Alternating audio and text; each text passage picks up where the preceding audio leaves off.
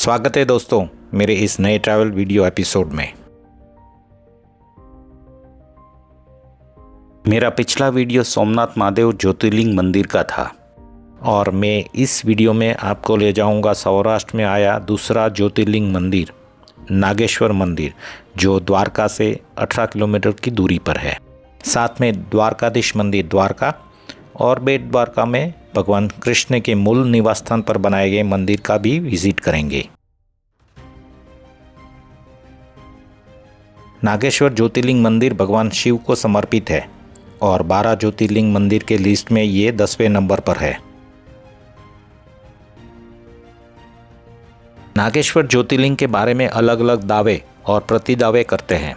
कोई महाराष्ट्र में हिंगोली के पास औंध में आया नागनाथ मंदिर को ज्योतिर्लिंग बता रहे हैं और कोई उत्तराखंड के अल्मोड़ा के पास आया जागेश्वर मंदिर को नागेश्वर ज्योतिर्लिंग बता रहे हैं। ऐसा माना जाता है कि ओरिजिनली 64 ज्योतिर्लिंग थे, जिसमें से 12 को विशेष रूप से शुभ और पवित्र माना गया है। इन 12 स्थलों में प्रत्येक नाम वहाँ के प्रिसाइडिंग डेटी के नाम पर और प्रत्येक को शिव भगवान का एक अलग रूप माना जाता है। इन सभी स्थलों पर प्राथमिक देवता एक लिंगम है, जो आरंभ रहित और अंतहीन स्तंभ का प्रतिनिधित्व करता है, जो शिव की अनंत प्रकृति का प्रतीक है।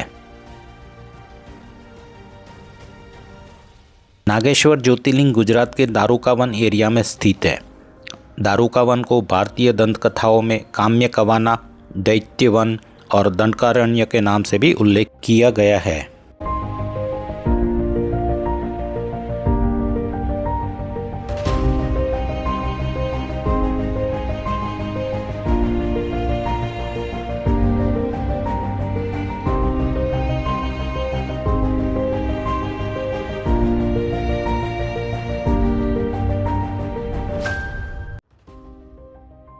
नागेश्वर टर्म अक्सर यूज़ होती है किंग ऑफ सरपंट यानी कोबरा के लिए, जो भगवान शिव की गर्दन पर कुंडली लगाकर बैठा होता है। मंदिर के प्रांगण में भगवान शिव की बड़ी सी मूर्ति स्थापित की गई है। ये मूर्ति टी सीरीज म्यूजिक कंपनी के मालिक गुलशन कुमार के द्वारा दी गई दान राशि से बनाई गई है। भगवान शिव की ये आइडोल 125 फीट ऊंची और 25 फीट चौड़ी है। मंदिर के गर्भगृह में शिवलिंगम मध्यम साइज का स्थापित है। लिंगम के ऊपर सिल्वर कलर स्नेक का छाया है और पीछे मां पार्वती की मूर्ति सुंदर ढंग से खड़ी है। बेड़ा शैली में निर्मित इस मंदिर की नींव विशाल है और मंदिर की डिजाइन मानव शरीर के ढांचे का प्रतीक है। सुदर्शन सेतु एक केबल आधारित ब्रिज है, जो बेट द्वारका को मेनलैंड के ओखा शहर से जोड़ता है। कच्छ की खाड़ी पर बनाया गया ये पुल 2320 मीटर लंबा है और इसका उद्घाटन 25 फरवरी 2024 को हुआ था। सुदर्शन सेतु में 3 स्पैन है और इसमें 900 मीटर लंबा सेंट्रल केबल सेक्शन है। यह पुल बेट द्वारका द्वीप पर रहने वाले करीब 9000 लोगों के साथ साथ साल में बेट द्वारका में आने वाले करीब 20 लाख श्रद्धालुओं के लिए एक सुविधाजनक आवाजाही का मार्ग के रूप में सर्व करता है।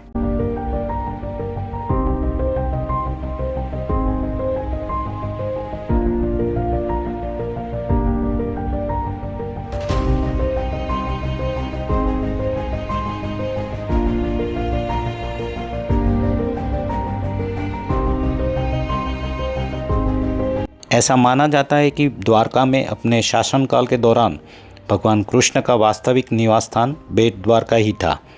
भगवान कृष्ण अपने परिवार के साथ बेट द्वारका में निवास करते थे। इस स्थान का नाम भगवान कृष्ण द्वारा अपने मित्र सुदामा से इस स्थान पर प्राप्त भेंट या उपहार के नाम पर पड़ा है। हमारे प्राचीन महाकाव्य महाभारत में हमें अक्सर बेट द्वारका का उल्लेख मिलता है, जिसे शंखोधार या अंतरद्वीप के नाम से भी जाना जाता है। द्वारका में भगवान कृष्ण का मंदिर कृष्ण निवास स्थान के ऊपर स्थित है और मंदिर की मूल मूर्ति भगवान की पत्नी देवी रुक्मणी द्वारा स्थापित की गई थी। बेट द्वारका में मुख्य मंदिर के अलावा घूमने के लिए हनुमान दांडी मंदिर, अभया माता मंदिर, जामवती मंदिर जैसे धार्मिक स्थल और डनी पॉइंट जैसे टूरिस्ट प्लेस है। ऐसा माना जाता है कि बेट द्वारका भूमि का एक बड़ा हिस्सा निरंतर तटीय कटाव के कारण समुद्र में डूब गया था। समुद्र के नीचे किए गए अन्वेषणों और उत्खननों से कुछ सेटलमेंट का पता चला है, जिनका काल हड़प्पा सभ्यता और मौर्य शासन के काल से जुड़ा है।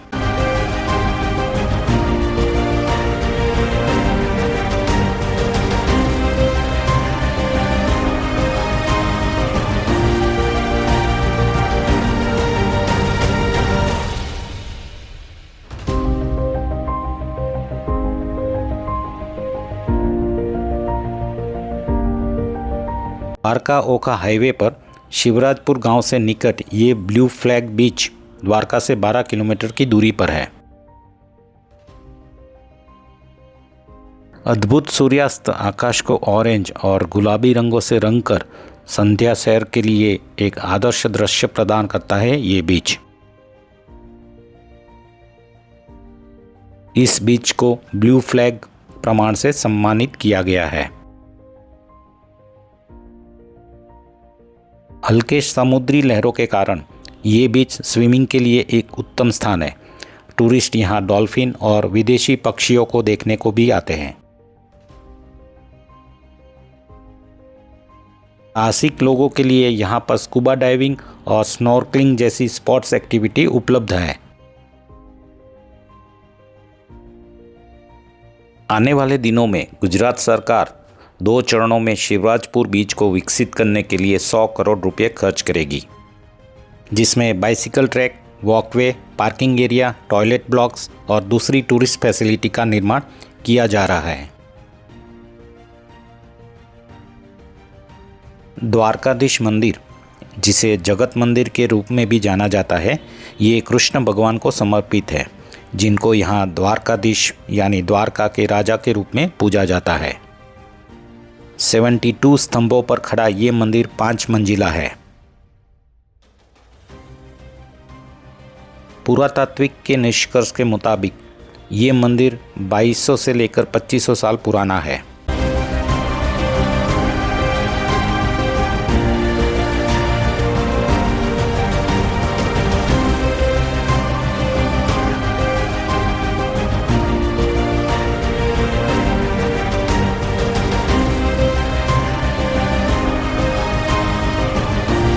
द्वारकाधीश मंदिर एक पुष्टि मार्ग मंदिर है, इसीलिए यहाँ पर वल्लभाचार्य द्वारा बनाए गए दिशा निर्देशों और अनुष्ठानों का पालन होता है। मूल मंदिर का निर्माण कृष्ण के पड़पोते वज्रनाभ ने हरिगुरु पर किया था। ये मंदिर भारत में हिंदुओं द्वारा पवित्र माने जाने वाले 4 धाम तीर्थ का हिस्सा है। दूसरे 3 तीर्थ धाम है रामेश्वरम, बद्रीनाथ और जगन्नाथ धाम पुरी। 8वीं शताब्दी में आदि शंकराचार्य ने मंदिर का दौरा किया था। दंत कथाओं के अनुसार द्वारका का निर्माण कृष्ण द्वारा भूमि के एक टुकड़े पर किया गया था, जो समुद्र से प्राप्त था।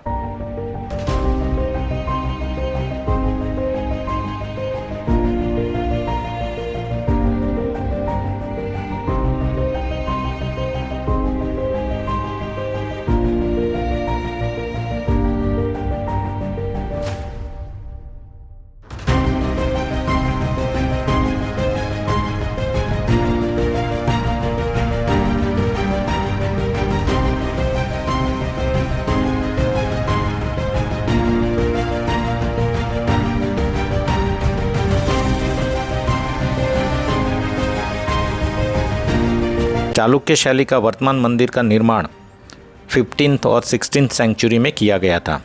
इसके पहले 1473 में महमूद बेगड़ा ने ओरिजिनल मंदिर को डिस्ट्रॉय किया था।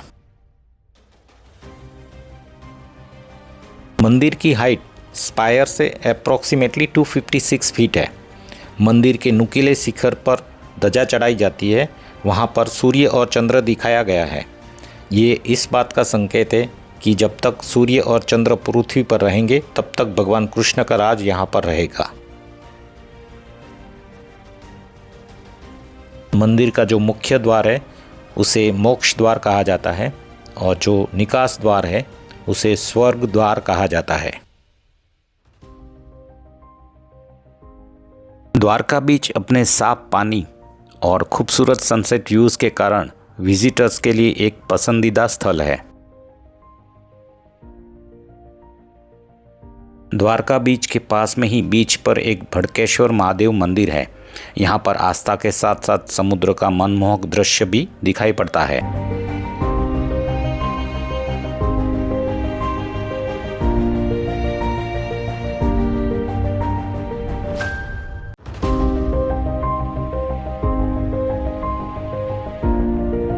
ये रुक्ष्मणी मंदिर देवी रुक्ष्मणी, जो कि भगवान कृष्ण की प्रमुख रानी और द्वापर युग में देवी माँ लक्ष्मी का अवतार को समर्पित है। माना जाता है कि यह मंदिर 5वीं शताब्दी ईसा पूर्व का है। हालांकि इसका वर्तमान स्वरूप 12वीं शताब्दी का माना जाता है। यह एक समृद्ध नक्काशीदार मंदिर है जिसके बाहरी भाग में देवी देवताओं की मूर्तियां हैं और गर्भगृह में रुक्ष्मणी देवी की संगमरमर की सुंदर मूर्ति स्थापित है। प्रमुख स्तंभों के बेस में नर थरास यानी मानव आकृतियां और गज थरास यानी हाथियों की आकृतियों को दर्शाया गया है। धन्यवाद आप सभी का, और बहुत जल्द ही मिलते हैं एक नए ट्रैवल वीडियो के साथ। तब तक के लिए नमस्कार।